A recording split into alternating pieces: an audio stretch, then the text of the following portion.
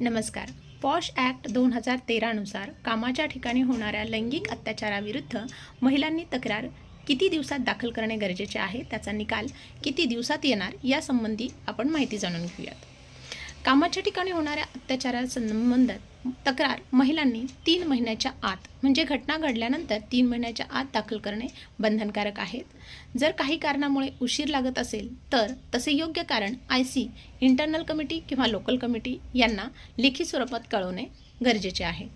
तसेच ही तक्रार लेखी स्वरूपात महिला स्वतः देऊ शकते किंवा तिचे नातेवाईक किंवा अदरवाईज NGO संस्था ही देऊ शकते.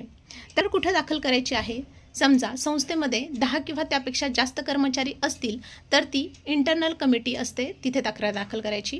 10 पेक्षा कमी कर्मचारी असलेल्या संस्थेमध्ये लोकल कमिटी, जिल्हा अधिकारी किंवा जिल्हा बाल अधिकारी यांच्याकडे ही तक्रार दाखल करायची असते. तक्रारीचा निकाल कधी लागेल?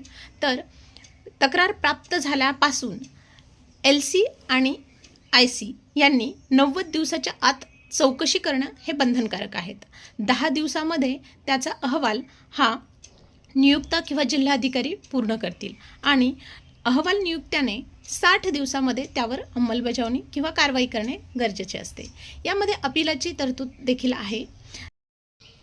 तर पॉश ॲक्ट हा महिलांना सुरक्षिततेचा कायदेशीर अधिकार आहे. त्यासाठी महिलांनी योग्य वेळेत तक्रार दाखल करणं गरजेचे आहे. तसेच योग्य समितीकडे तक्रार दाखल करणे गरजेचे आहे. आपले हक्क आपल्याला माहीत हवे, त्यासाठी आपण नेहमी सजग असले पाहिजे. तर धन्यवाद. लाईक करा, शेअर करा, सबस्क्राईब करा.